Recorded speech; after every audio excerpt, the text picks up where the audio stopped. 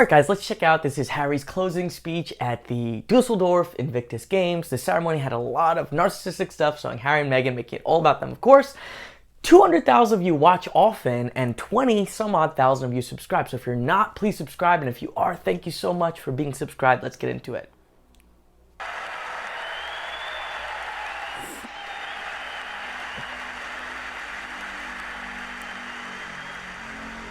I was just about to introduce you, but now that you're here, he's here, the Duke of Sussex. This is your stage. The Duke. Just before he starts, the Duke of Sussex, he still uses that title. What a jerk. I mean, technically it's his title, but it's like, you know, you trash your family, you left them, you do nothing of the responsibilities, but you still love the accolades and the status and the title. Thank you, Anna.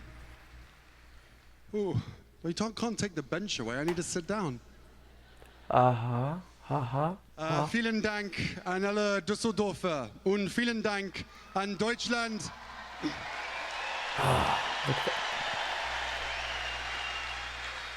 Für dieses fantastische Spiel.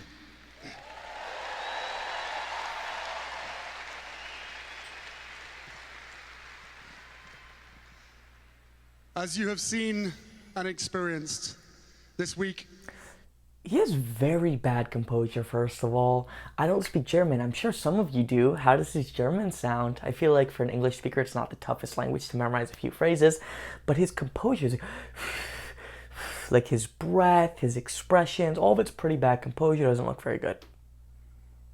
so much more than a sporting event. It is a platform for positive change.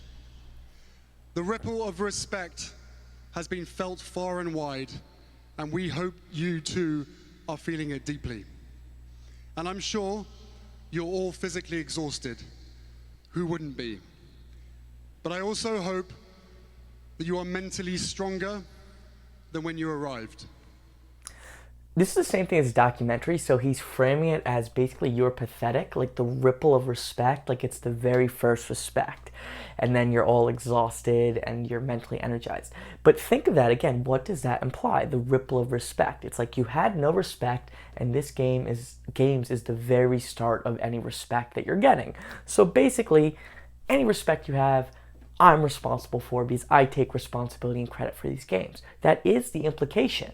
It's not you were doing pretty well or like you guys have done work and you'll continue. It's very much, I think, again, him and Meghan are very involved with PR agencies. It's what is our brand?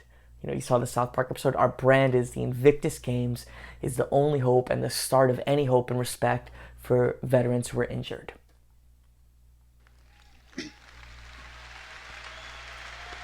Ooh. Ooh.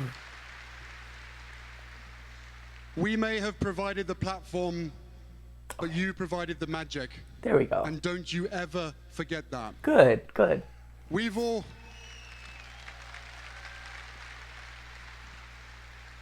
witnessed the true impact sport has had on your recovery and on your post-traumatic growth.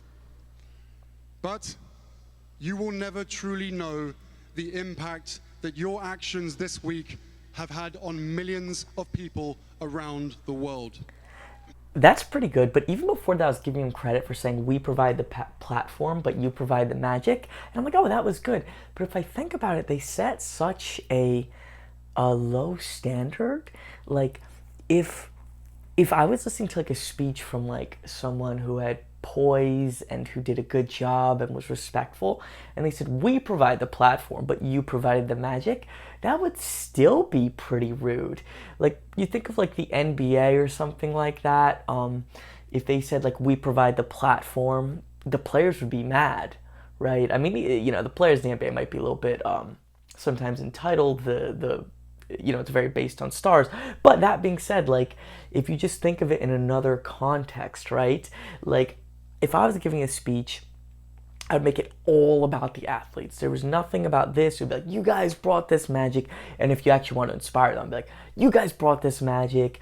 It was amazing what you did. You guys are amazing. And I saw what you're doing leading up to the games. I would just make it all about them.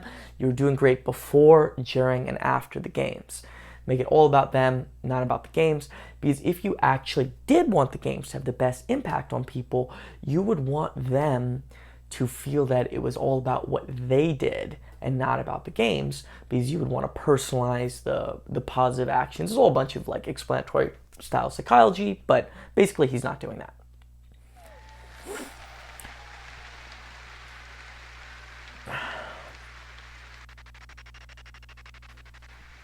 You have opened people's hearts through your vulnerability, through your resilience, and through your sheer abilities.